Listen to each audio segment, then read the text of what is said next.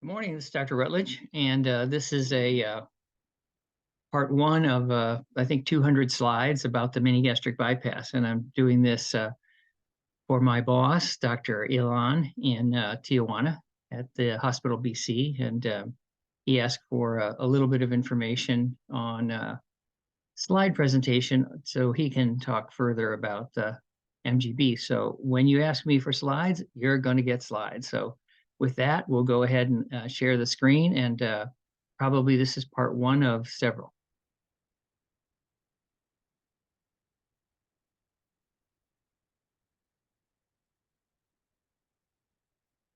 Okay, with great power comes great responsibility, and we're going to talk today about a little bit of the controversy about the MGB, because there's a lot of people who do it well with good results, and there are other people who report bad results. And so you could say that the surgeons who are doing it well are just exaggerating and not looking for the trouble.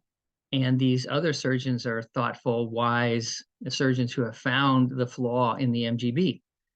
Well, the other option is that the two groups of surgeons are doing it differently, and maybe there is a way to do it well and a way that results in worse outcomes. And our hypothesis is that it's number two on that option list.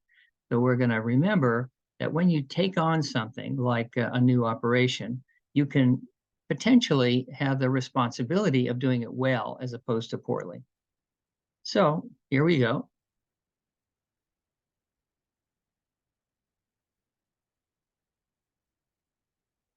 Okay, now this comes from a short presentation that we did at a recent meeting in Mexico, and talking about the MGB is going to supersede the Roux-en-Y, the victory of good over evil. I laughingly said that. And I remind people, those who can't remember the past are condemned to repeat it, and that's George Santayana. And so the history of bariatric surgery is kind of problematic, but the MGB has some good advantages. It's simple, much simpler, for example, than the Roux-en-Y. It's elegant in its beauty when you understand it. It's been shown to be very effective in some people's hands and to be problematic in others. And we're going to suggest it's not a problem of the surgery, it's a problem of the surgeon. We now know it's durable for more than 20 years. It's quite powerful, and it can be uniquely tailored easily to the patient. That is, it can be used in very thin diabetics, for example, who are normal weight, and it can be used in super obese because it's significantly more easily performed than other operations short of the sleeve. It's easily reversible and easily revisable, which is very important as well. And now, of course, we'll talk briefly about the MGB2, which can be done with no staples, 30 or 60 minutes, same-day surgery. And depending on where it's done, savings of $3,000 US or more per case. Mini gastric bypass goals are to decrease bleeding and leaks because the staple line and the dissection can lead to those two complications. Obviously, it can save costs and time, and it decreases the risk of reflux.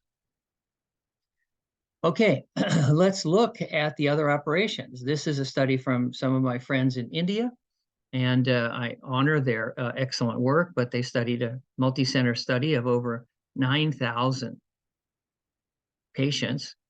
And what they saw is sobering bad outcomes for the sleeve and the Roux-en-Y. At 5 years, 1 out of every 3 sleeve patients has regained their weight. And for those Roux-en-Ys, it's 15%.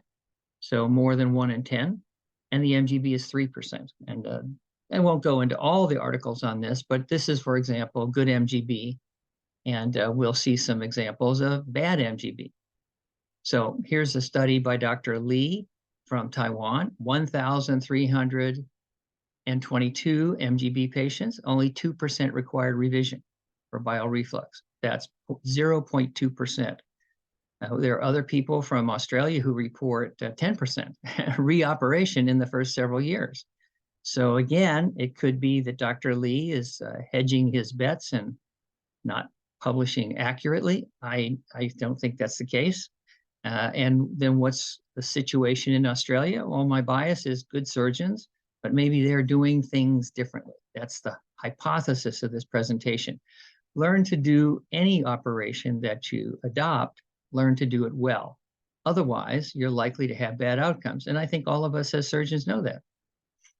Okay, we know then that we have what I would call the MGB paradox. And the MGB paradox is simply stated, excellent results from Rutledge and others with the original technique that I described. And on the other hand, some worldwide reports of poor weight loss, excessive weight loss, bile reflux, leaks, malnutrition, and even death.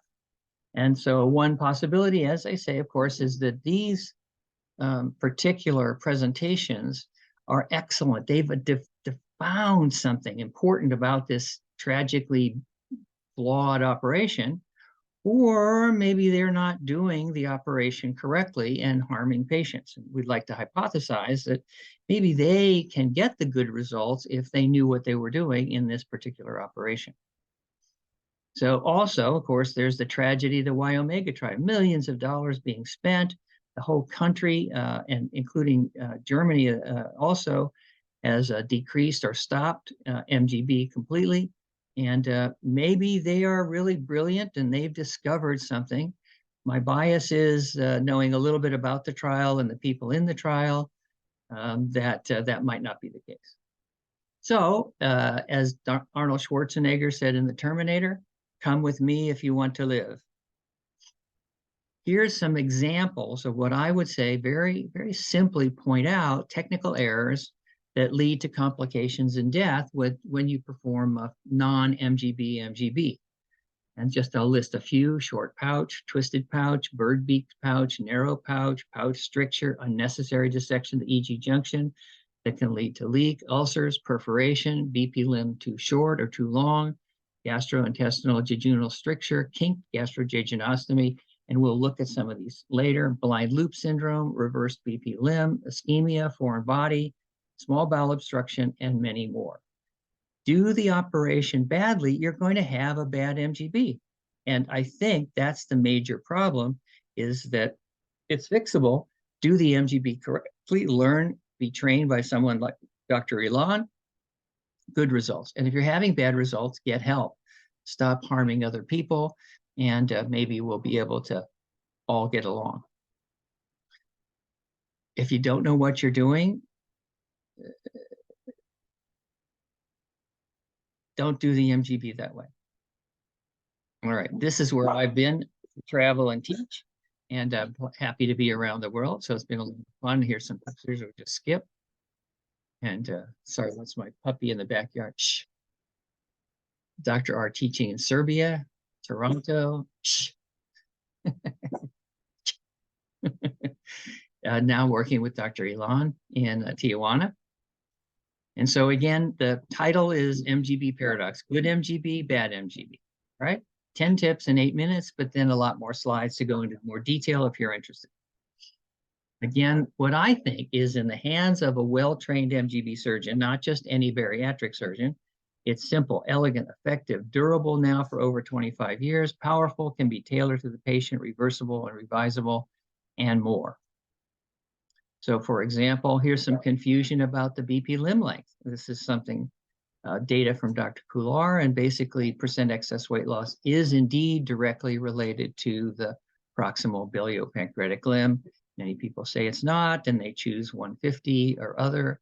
And I think we have good data from lots of surgeons showing that's incorrect.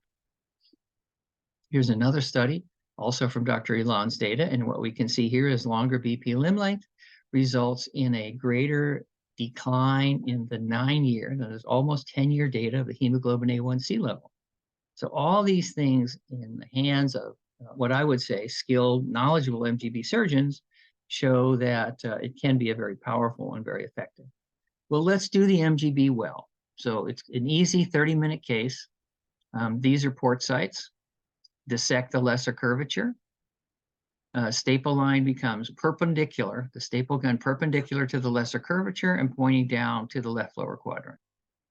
That's the first staple line, and not the opposite that we see and we'll talk about later, which foreshortens the pouch and narrows the pouch. But we want to go perpendicular because we want a wide pouch in contrast to the ideas and teachings of sleeve and Roux-en-Y.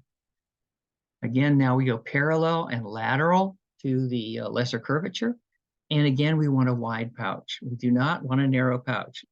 So many surgeons I see think they're clever doing a narrow pouch, and my results and others who follow my approach have excellent weight loss with a wide pouch. And lots of things we'll be talking about, including that.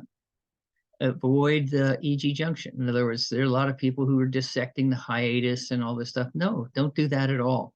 And we'll talk about that in detail. But this is the original technique that I developed.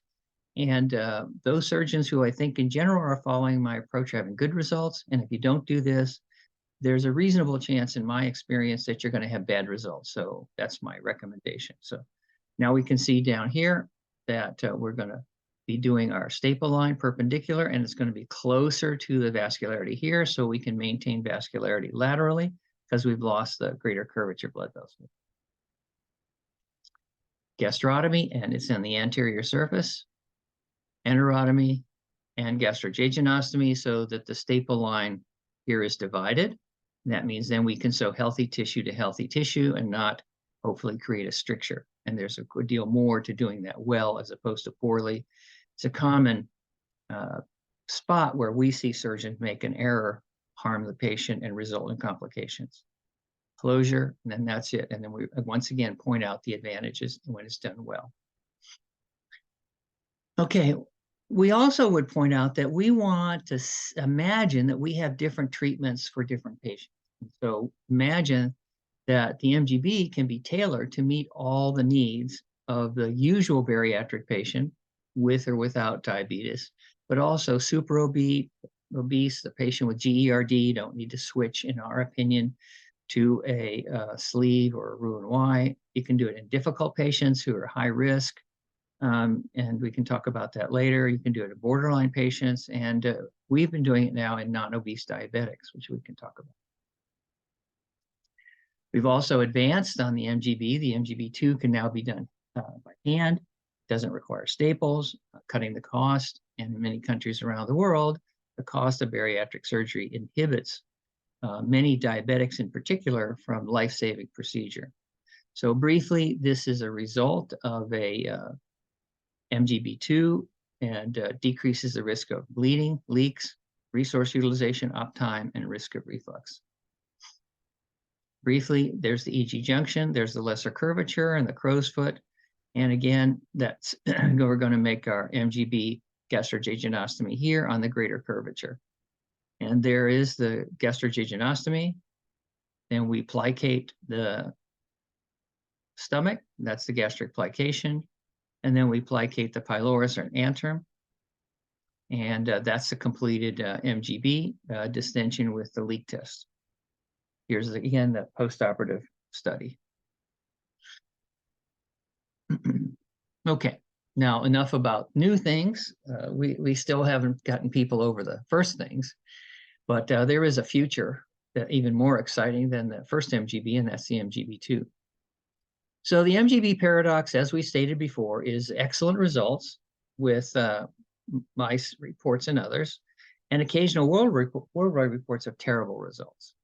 Okay, and what we say, for example, the Y Omega trial disaster. Australia published a report recently in 2021 of early reoperation for reflux in MGB, quote, patients. They called it a single anastomosis gastric bypass.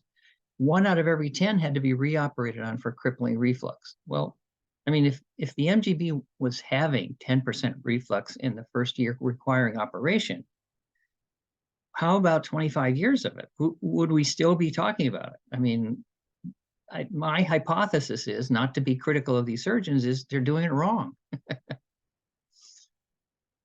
Okay, so surgery is very demanding in every case. There's a tremendous amount involved and great potential to do harm if you don't know what you're doing. That's the hypothesis I'd like to put forward here, good MGB versus bad MGB. Common sense is not that common. So for example, here's a study from JAMA in 2020.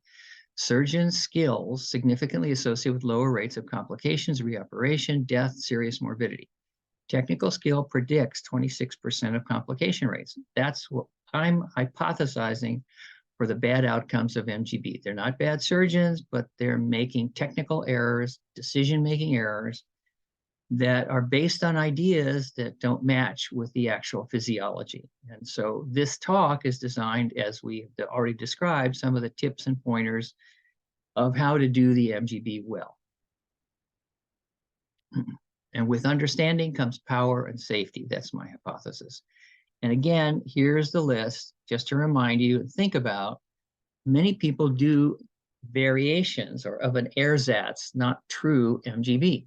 Short pouch, twisted pouch, bird's beak pouch, narrow pouch, pouch stricture, unnecessary dissection, e.g. junction, BP limb, either too short or too long, gastrojejunostomy stricture, kink gastrojejunostomy, reverse BP limb, ischemic and foreign bodies in the gastrojejunostomy, and many more. And we'll try to go through some of these, but it behooves you to learn that there's a right way and a wrong way to do a surgical procedure to get good results.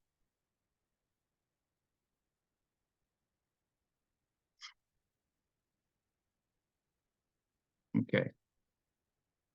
Here's a French series, Roux-en-Y surgeons adopt. They had 16% gastrojejunostomy strictures. Well, that's not an MGB. We don't get 16% strictures. And they published it saying the MGB gets it. Well, no, it's the MGB surgeon who did that that got the strictures.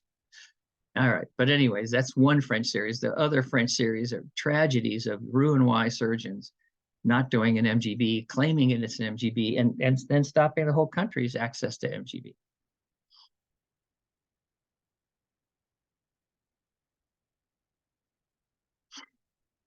Here's some of that data again. MGB can be done very well with excellent results. But Roux-en-Y, okay. Now, let's look at a couple of examples. Let's be very clear. When people think about the gastrojejunostomy and the neogastric pouch, they often are confused, especially for the MGB. So let's remember that if we make a new pouch here, there's the only source of blood supply, especially for the distal tip here, is going to be medially, right? Okay, that means no more gastroepiploics, right? No more blood supply here, right? Now, when we do our gastrojejunostomy, what that means is if we put it here, that means this is dead. We have taken away its blood supply because nothing here, nothing here. So what we make is basically an ischemic area right here. So what we want to do is do it medially here. That gives us a chance at the normal collaterals to perfuse that area. This is a common error I see. And so just an example of how to harm the patient with a poorly done MGB. Okay, here's a good example. Look at this. All right, here's the lesser curvature, right? Here's the gastrojejunostomy being placed here, and here's the greater curvature staple line. Well, that means this staple line from in here and this staple line, all that tissue is dead, bulky tissue. Foreign body, no blood supply, increases the risk of reflux, marginal ulcer, malnutrition because of this staple location. Here's another example of an error. What if we twist this? Okay, here's the way the lesser curvature should lay, right? And what's happened is we have a 45-degree rotation. Now the staple gastrojejunostomy might go here and twist it even further. Okay, that's not the MGB causing the problem. That's the surgeon's poor dissection and decision-making. Okay, here's an example of a 180-degree twist. Wrong. It's not a bad operation. It's a poorly done operation. Okay, let's look at another one. Here's another. There's the gastrojejunostomy staple line, right? Right here. And here's a staple line. So this is on the posterior wall or the twisted anterior wall. What about this tissue? Well, it's going to be dead.